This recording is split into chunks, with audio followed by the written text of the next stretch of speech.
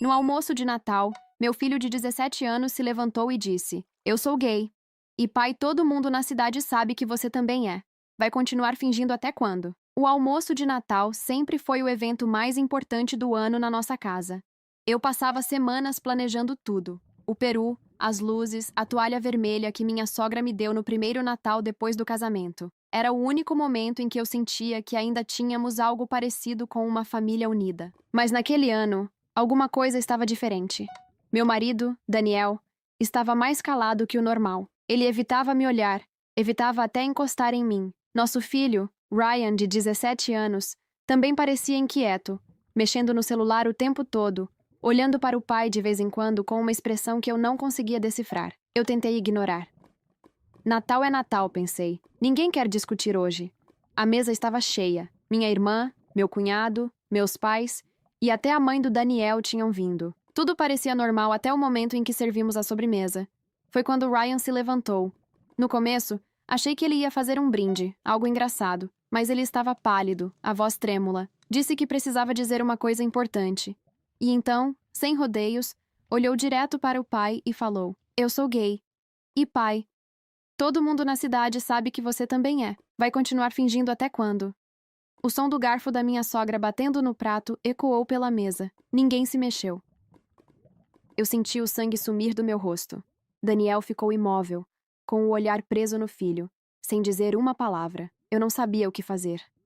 Parte de mim queria levantar e defender o Daniel, dizer que era um mal-entendido, que o Ryan estava só sendo cruel, mas outra parte, uma parte silenciosa dentro de mim, sabia que aquilo fazia sentido. Nos últimos anos, eu tinha percebido sinais. As viagens de negócios prolongadas, o jeito distante, quase frio, quando estávamos sozinhos. As conversas que ele encerrava assim que eu entrava no cômodo. Eu me convencia de que era apenas o peso da rotina, o estresse do trabalho. Mas naquele instante, vendo o olhar do Ryan, percebi que talvez eu tivesse me enganado o tempo todo. Daniel finalmente respirou fundo, mas não respondeu. Ele apenas se levantou da mesa e saiu da sala, sem olhar para ninguém. Ryan ficou parado, tremendo, como se tivesse acabado de quebrar algo que não podia consertar. Minha sogra começou a chorar, dizendo que o neto estava envergonhando a família. Meu pai tentou mudar de assunto, mas ninguém conseguia continuar comendo. Eu só consegui me levantar, ir até a varanda e respirar. Do lado de fora, o ar estava quente, pesado. As luzes de Natal piscavam no jardim, e eu senti vontade de arrancar todas elas. Ryan apareceu alguns minutos depois. Ele disse que não queria me machucar, mas que não aguentava mais ver o pai vivendo uma mentira. Que tinha descoberto tudo há meses, mensagens, encontros, gente comentando, que só queria que ele parasse de fingir. Eu fiquei em silêncio. Não sabia o que dizer. Parte de mim queria abraçá-lo. Outra parte queria gritar. Quando Daniel voltou, já estava escuro. Ele entrou em casa, passou reto por mim e subiu as escadas. Ryan estava trancado no quarto. Ninguém falou mais nada naquela noite. Eu dormi no quarto de hóspedes. Ou melhor, tentei dormir. Fiquei olhando para o teto, lembrando de cada detalhe dos últimos 20 anos. Os aniversários, as viagens, as promessas. Tentei achar em que momento a mentira começou. Na manhã seguinte, a casa estava silenciosa. Daniel saiu cedo, sem deixar bilhete. Ryan ainda dormia. Eu sentei na cozinha com uma xícara de café frio e tentei entender o que fazer agora. Não era só sobre ele ser gay. Era sobre o fato de ele ter escondido tudo de mim, sobre o filho ter sido o primeiro a saber, sobre a cidade inteira saber antes que eu soubesse. Eu me senti ridícula. Ao longo do dia, comecei a receber mensagens. Aparentemente, alguém filmou parte do almoço e postou nos stories. O vídeo se espalhou. Gente do trabalho, vizinhos, até uma amiga de infância mandou mensagem dizendo que sentia muito. Eu queria sumir. Quando Daniel voltou à noite, ele parecia exausto. Eu perguntei se era verdade. Ele não negou. Disse apenas que nunca quis me magoar, que o que ele sentia não era algo que ele planejou, que tentou ser o marido certo, mas não conseguiu mais fingir. Eu não chorei. Eu só perguntei há quanto tempo. Ele respondeu: Desde antes do Ryan nascer. Essas palavras ficaram ecoando na minha cabeça. De repente, tudo fez sentido. As viagens, a distância, os silêncios. Mas também me fez perceber que vivi metade da minha vida acreditando numa história inventada. Daniel disse que ia se mudar por um tempo, até as coisas se acalmarem. Pediu que eu não o odiasse. Mas o que ele não entendeu é que o problema não era amar outro homem. era ter me usado como escudo, como fachada, como parte da mentira. Enquanto ele arrumava as malas, Ryan apareceu na porta. Eles se olharam, mas não se abraçaram. Depois que Daniel saiu, o silêncio da casa ficou quase insuportável. Ryan me perguntou se eu o odiava por ter dito tudo. Eu não consegui responder. Eu não o odiava, mas estava despedaçada demais para sentir qualquer outra coisa. Naquela noite, encontrei uma carta dentro da gaveta do escritório do Daniel. Era antiga, de mais de 10 anos, escrita por um homem chamado Ethan. As palavras eram íntimas, cheias de saudade. E no final, uma frase me fez tremer. Promete que um dia vai contar a verdade para eles? E ele nunca contou. Enquanto eu lia, percebi que não era só um segredo, era uma vida inteira escondida. E que talvez o almoço de Natal tivesse sido só o começo do que ainda estava por vir. Na manhã seguinte, o silêncio parecia grudar nas paredes da casa. Cada canto tinha o peso do que foi dito e do que ficou sem resposta. Daniel não voltou a ligar, não mandou mensagem, nada. Eu acordava e ainda esperava ouvir o som dele descendo as escadas, mas o único som era o de Ryan abrindo a geladeira e pegando qualquer coisa sem falar comigo. Aquela casa, que antes parecia cheia de vida, agora parecia um cenário vazio. No terceiro dia, minha mãe veio me visitar. Ela perguntou se eu queria ir para a casa dela por uns dias, mas eu disse que não. Eu não queria parecer fraca, nem dar à cidade o prazer de ver que o escândalo tinha me destruído. Só que por dentro, eu já estava destruída. As mensagens continuavam chegando. Algumas pessoas fingiam solidariedade. Outras eram cruéis. Alguém até me mandou o link de um fórum local onde o vídeo do Natal estava sendo comentado. Eu li alguns comentários e me arrependi. Diziam que eu devia saber, que eu aceitava o casamento de fachada, que era tudo encenação. Eu nunca me senti tão exposta. Ryan começou a evitar ficar em casa. Dizia que ia para casa de amigos, mas eu sabia que ele só não queria me ver. Eu também não sabia mais como encará-lo. Ele tinha feito o que achava certo, mas o modo como tudo aconteceu me quebrou por dentro. Numa noite, quando ele chegou tarde, eu perguntei se ele ainda falava com o pai. Ele hesitou e disse que sim, que Daniel estava em um hotel no centro.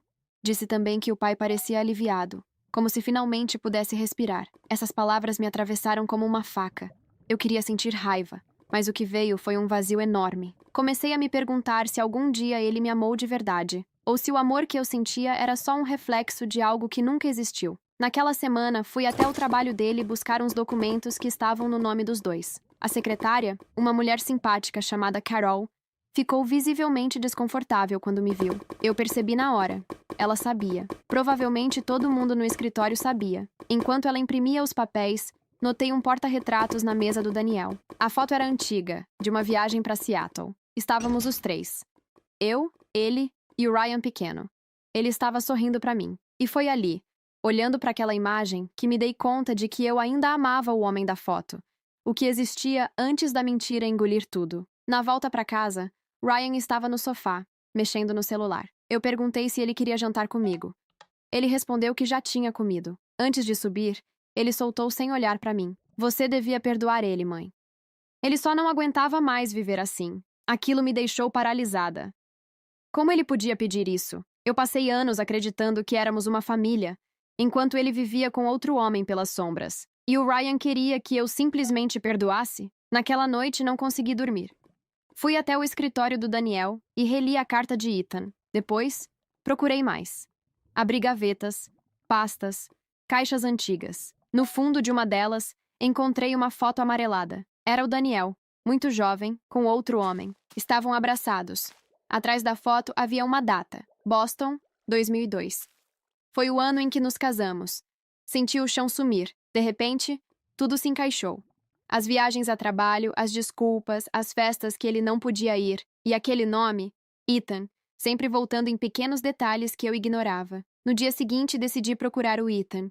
Não sabia por quê. Talvez para entender o que eu nunca entendi. Encontrei o nome completo dele em uma das cartas. Ethan Moore.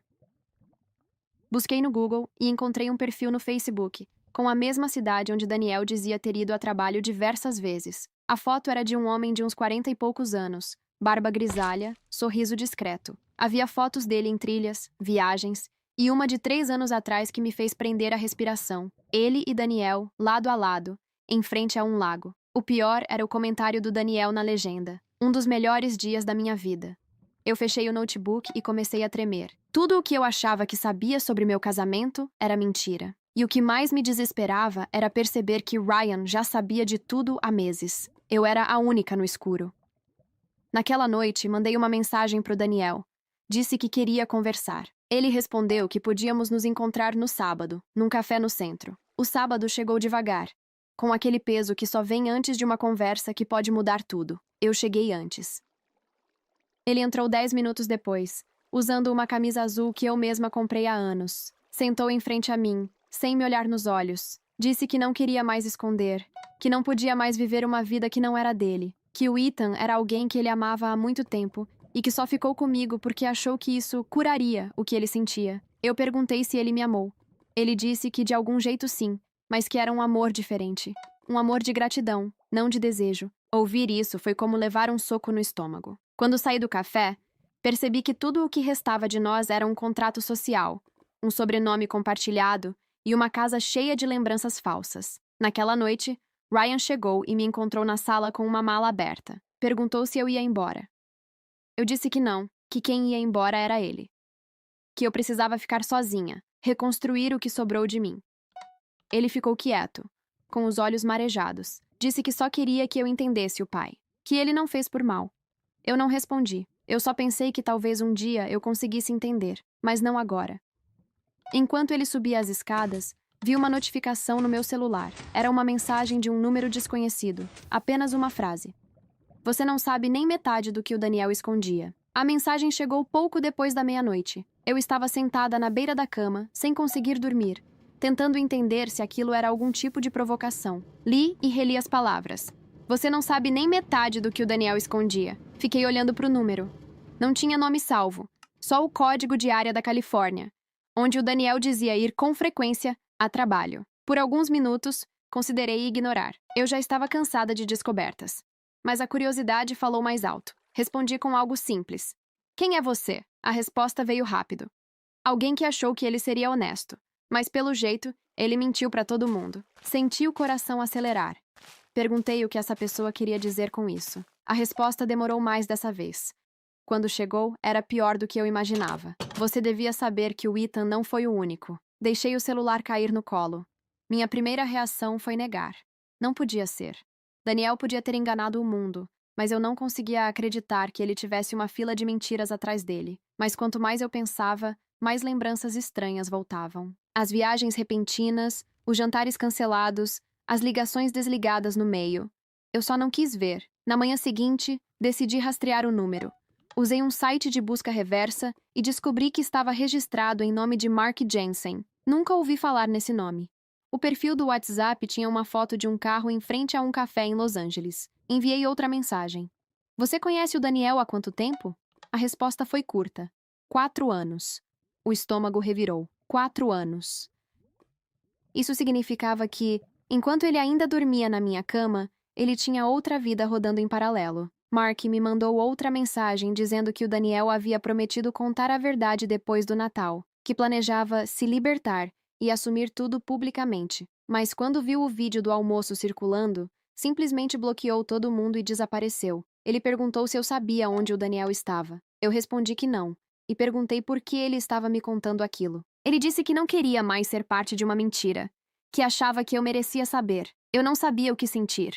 Raiva, nojo, pena. Era como se cada novo detalhe abrisse um buraco maior dentro de mim. Quando contei a Ryan, ele ficou em choque. Disse que não sabia desse tal de Mark, que o pai só tinha falado sobre o Ethan, como se fosse o amor da vida dele. Eu vi o rosto do meu filho mudar. A revolta voltou nos olhos dele. Disse que ia atrás do pai, que não podia deixar ele fugir da verdade. Eu tentei impedir, mas ele saiu de casa no mesmo instante, pegou o carro e desapareceu. As horas seguintes foram um tormento. Eu não sabia onde ele estava, e o Daniel não atendia as ligações. Por volta das 10 da noite, o telefone tocou. Era o Ryan. A voz dele tremia. Disse que encontrou o pai num motel fora da cidade, que ele estava sozinho, parecendo acabado, e que sim, tinha confirmado tudo. Ethan, Mark e mais 2 homens ao longo dos últimos 10 anos. Ryan disse que o pai chorou, pediu desculpas, disse que nunca quis ferir ninguém, mas que simplesmente não sabia quem era de verdade até ser tarde demais. Eu ouvi meu filho desabar do outro lado da linha. Disse que não sabia mais como olhar para ele, que se sentia enganado também. Quando ele voltou para casa, estava pálido. Eu tentei abraçá-lo, mas ele ficou imóvel. Disse que o pai tinha ido embora de vez, que ia se mudar para outro estado. No dia seguinte, chegou uma carta pelo correio, com a caligrafia do Daniel. Dentro, havia uma confissão. Fria, direta, como se fosse uma prestação de contas. Ele dizia que nunca quis que eu descobrisse assim, mas que não podia mais viver preso a uma imagem falsa, que o Ethan foi o primeiro amor, mas que depois que eles se separaram, ele tentou ser alguém normal. A frase que me destruiu estava no final. Eu te usei, Emily. Não por maldade, mas por covardia. Li aquela carta tantas vezes que o papel ficou amassado. Ryan começou a evitar o assunto completamente. Voltou às aulas, fingindo que tudo estava normal.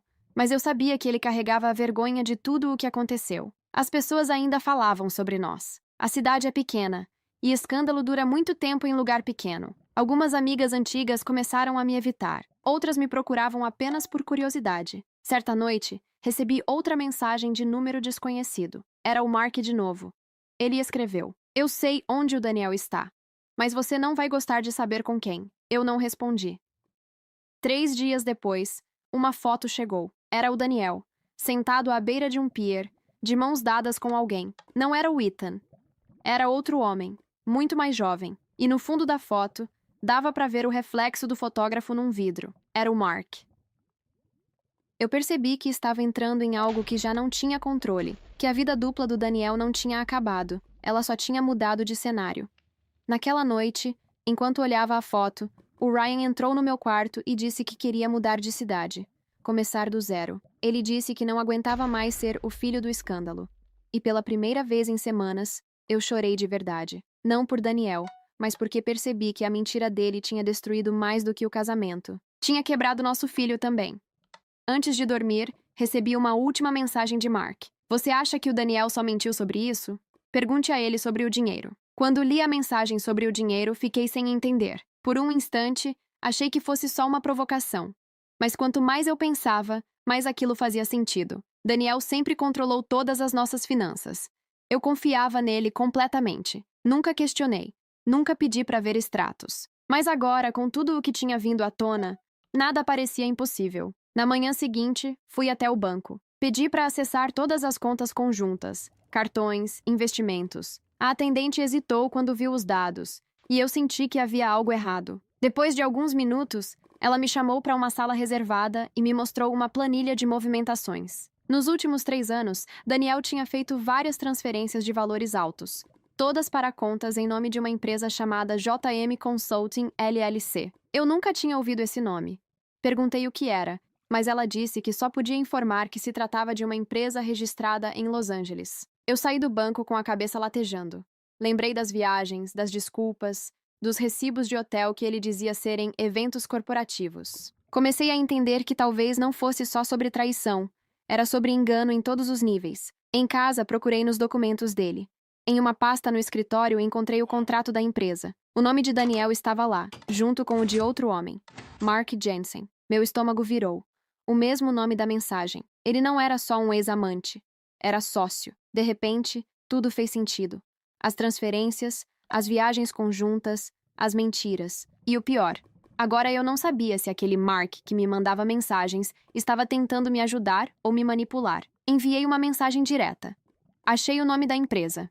O que você quer de mim? A resposta veio minutos depois.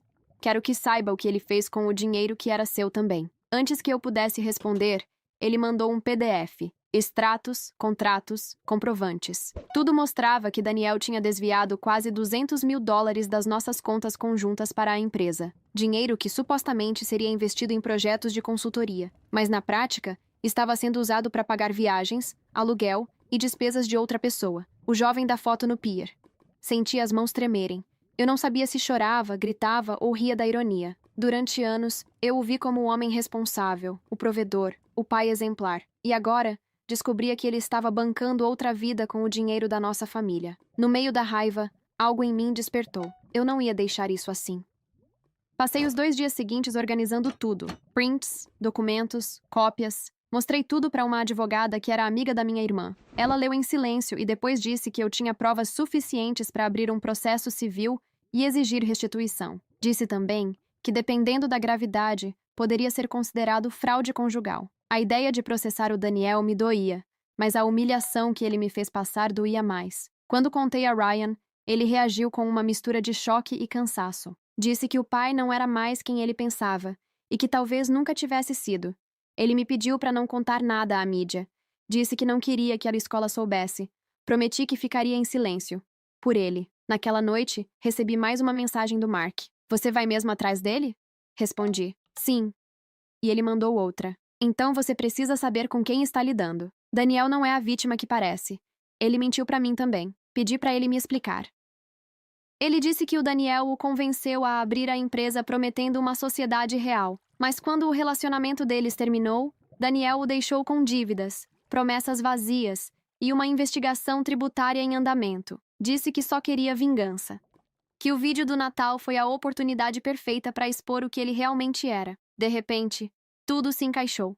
O Mark não tinha me procurado por empatia. Ele queria usar a minha raiva para acabar com o Daniel. Mas no meio dessa guerra, quem mais estava sendo destruído era o Ryan. Na semana seguinte, a escola ligou. Disseram que ele tinha faltado vários dias. Eu tentei ligar para ele, mas o telefone estava desligado. Fui até a casa de um amigo dele e descobri que Ryan tinha ido embora. Pegou o carro e disse que precisava achar o pai. O desespero me tomou.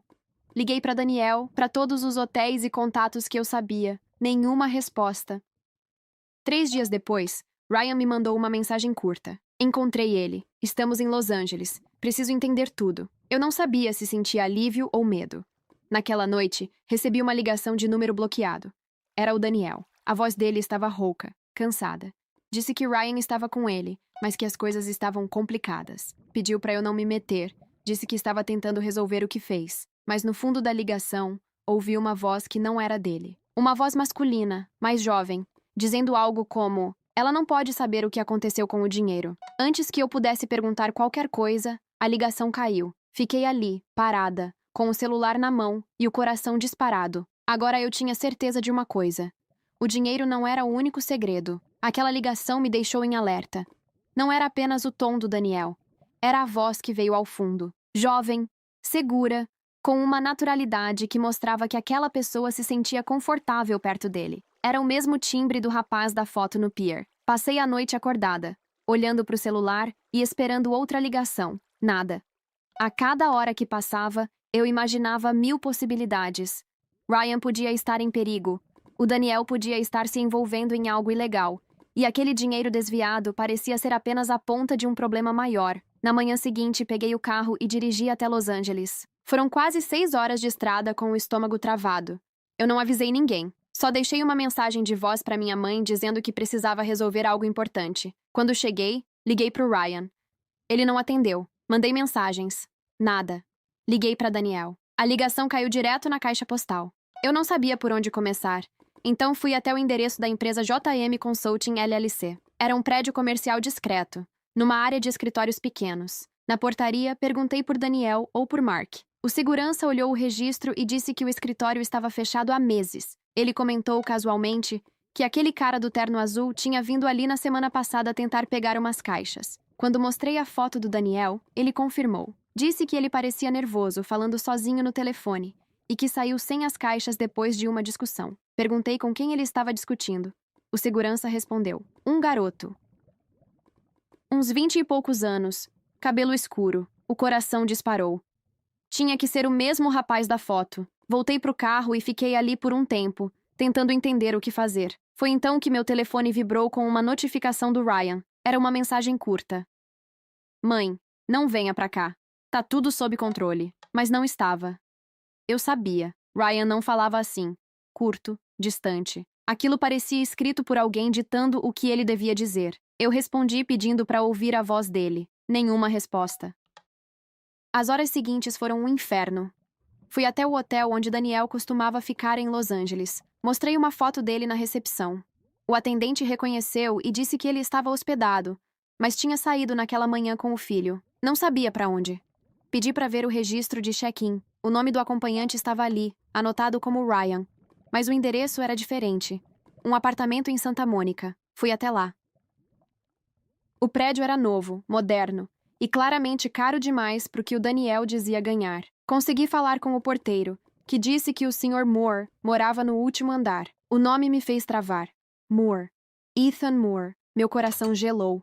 Perguntei se Daniel estava lá. Ele disse que sim, que tinha entrado algumas horas antes com 2 rapazes. Eu fiquei parada na calçada, tentando entender se aquilo era real. Daniel, o homem que me prometeu estabilidade, estava agora morando com um antigo amante. E de algum jeito, tinha arrastado nosso filho para dentro disso. Toquei o interfone. Ninguém atendeu. Esperei no carro por quase 2 horas, até que as luzes do apartamento se acenderam. Vi pela janela um movimento de sombras. 3 pessoas discutindo. Consegui distinguir Daniel e Ryan. O terceiro homem devia ser o Ethan. De repente, uma luz se apagou e ouvi o som de uma porta batendo. Poucos segundos depois, Ryan saiu. Ele desceu o elevador e caminhou em direção à praia, com as mãos no bolso, parecendo completamente perdido. Saí do carro e fui atrás. Quando me aproximei, ele me viu e parou. O rosto dele estava pálido, os olhos vermelhos. Disse que o pai e o Ethan estavam brigando por causa do dinheiro, que o tal jovem do pier, chamado Alex, era funcionário da empresa, e que o Daniel o colocou como laranja, para esconder movimentações ilegais. Ryan disse que o pai estava sendo chantageado, que o Alex e o Mark tinham provas contra ele e ameaçavam expor tudo se ele não pagasse. Eu fiquei em choque. Perguntei se o Ethan estava envolvido nisso também. Ryan disse que não, que o Ethan só queria o Daniel de volta, mas acabou descobrindo tudo e perdeu o controle. Ele disse que o pai estava desesperado, falando que ia dar um jeito em tudo. Antes que eu pudesse perguntar mais, Daniel apareceu vindo em nossa direção. O rosto dele estava transtornado, o olhar perdido. Pediu pra gente ir embora, que era perigoso. Eu perguntei perigoso por quê. Ele hesitou e disse que o Alex tinha sumido, e que ele achava que o Mark estava por trás disso. Tudo parecia um labirinto sem saída. Levei Ryan pro carro e disse que íamos para um hotel. Daniel insistiu em vir junto, mas eu recusei. Disse que não confiava mais nele. Ele tentou me explicar que o dinheiro não era roubo, que era um empréstimo interno, que ele ia devolver tudo. Mas eu vi o desespero nos olhos dele. Ele sabia que não tinha mais volta. Naquela noite, eu e Ryan ficamos num hotel simples perto da praia. Ele dormiu quase imediatamente, exausto. Eu fiquei acordada, olhando pro teto e pensando em como tudo saiu do controle. Por volta das 3 da manhã, alguém bateu na porta. Meu corpo travou. Fui até o olho mágico. Ninguém. Esperei. Mais uma batida, dessa vez mais forte. Peguei o celular e liguei para a recepção. O atendente disse que não havia ninguém registrado pedindo para subir. Quando olhei de novo, havia um envelope no chão. Abri com as mãos tremendo. Dentro, só uma foto. Daniel, sentado num carro, conversando com um homem desconhecido. Atrás da foto, uma frase escrita à caneta. Se ele sumir, você vai saber quem fez. Fiquei parada, olhando aquela foto por longos minutos, com as mãos tremendo. A frase atrás. Se ele sumir, você vai saber quem fez. Não parecia uma ameaça física, mas uma advertência. Algo no tom me fez perceber que quem a escreveu conhecia o Daniel muito bem. Coloquei o envelope dentro da bolsa e sentei na beira da cama. O relógio marcava 3:30 da manhã. Ryan ainda dormia, com o rosto cansado, como se todo o peso daquela história tivesse finalmente desabado sobre ele. Naquela hora, eu percebi que precisava agir com mais calma. Tudo o que eu vinha descobrindo estava me empurrando para um lugar perigoso, emocionalmente e mentalmente. Eu não podia mais reagir com impulsos. Eu precisava entender o que estava acontecendo de verdade. Na manhã seguinte, fui até o apartamento do Ethan. Queria falar com ele cara a cara, ouvir a versão dele. Quando toquei o interfone, ele atendeu, e pela voz deu para sentir que estava tenso. Eu me apresentei, disse que era a esposa, ou ex-esposa, do Daniel, e pedi para conversar. Ele hesitou, mas acabou deixando eu subir. O apartamento dele era simples, organizado demais, sem nada fora do lugar. Ele me olhou com um misto de culpa e compaixão. Disse que não esperava me ver, mas que talvez eu tivesse direito de saber o que realmente estava acontecendo. Segundo ele, o Daniel se envolveu com o Mark anos atrás, não só romanticamente, mas também profissionalmente. Os dois abriram a empresa de fachada para lavar dinheiro de comissões não declaradas.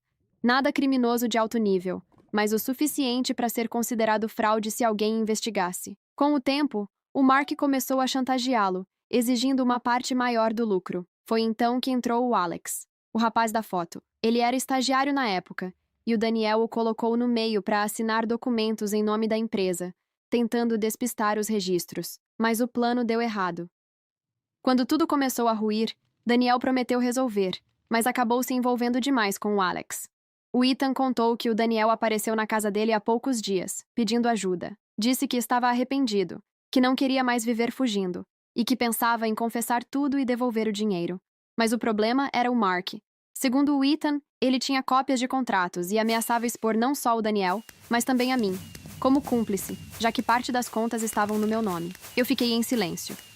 Era a primeira vez que alguém falava comigo sem rodeios. Ethan parecia sincero, mas eu ainda desconfiava. Perguntei por que ele estava me contando tudo agora. Ele respondeu que se sentia responsável por parte do que aconteceu e que o Daniel precisava de ajuda, não de mais pessoas querendo puni-lo. Naquele momento, eu percebi que o Ethan ainda o amava. Antes de sair, ele me entregou um envelope com alguns papéis, cópias de transações e e-mails que o Mark havia mandado para ele, ameaçando divulgar tudo se o Daniel não pagasse o que devia. Enquanto eu dirigia de volta para o hotel, recebi uma mensagem do Daniel. Não acredite em tudo o que te dizem. Preciso te ver. Eu respondi perguntando onde ele estava. Ele disse que iria até mim, mas que precisava garantir que o Ryan estivesse junto. Naquela noite, os três nos encontramos num café à beira da praia. Daniel estava visivelmente abatido, mais magro, os olhos fundos. Ryan não falava nada, só observava. Daniel explicou que o Mark tinha sumido e que alguém andava o seguindo. Disse que acreditava que o Mark queria se vingar expondo tudo publicamente. Ele insistiu que nunca quis me envolver, que só usou as contas conjuntas para não levantar suspeitas, mas que ia devolver cada centavo. Eu disse que não acreditava mais em promessas, que tudo o que ele fez destruiu nossa confiança, nossa família e a paz do Ryan. Ele abaixou a cabeça e ficou em silêncio. Depois de alguns minutos, Ryan falou. Disse que já não via sentido em esconder mais nada, que o pai precisava assumir o que fez, não só legalmente, mas emocionalmente. Disse que se ele quisesse algum dia ser respeitado de novo, precisava começar contando a verdade. Daniel ficou olhando para o mar e disse que ia resolver tudo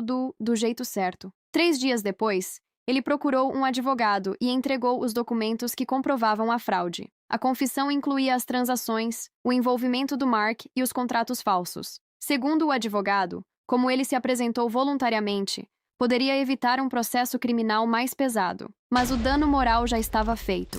A empresa fechou, os jornais locais noticiaram o caso, e meu nome acabou aparecendo em meio a tudo, mesmo sem culpa. Nos meses seguintes, eu e o Ryan voltamos para nossa cidade. A casa parecia diferente. Silenciosa, mas de um jeito que, pela primeira vez, não doía tanto. Daniel ficou em Los Angeles, tentando reconstruir a vida. Eu soube, por meio do advogado, que o Ethan ainda o visitava. Não sei se voltaram a ficar juntos. E talvez nem queira saber. O que me surpreendeu foi o Mark. Nunca mais mandou mensagens, nunca mais apareceu. Só um dia, meses depois, recebi uma carta anônima com uma única frase. Ele nunca soube separar amor de culpa. Guardei a carta sem entender se era sobre o Daniel, sobre mim ou sobre todos nós. O Ryan começou terapia. Está melhor. Ainda fala pouco sobre o pai, mas já consegue sorrir de novo. Eu, por outro lado, aprendi a viver com a verdade. Uma verdade que me destruiu, mas também me libertou. Hoje, quando penso naquele almoço de Natal, percebo que talvez tenha sido o momento mais doloroso e, ao mesmo tempo, o mais necessário das nossas vidas. Porque foi ali, diante de todos, que a mentira finalmente desmoronou.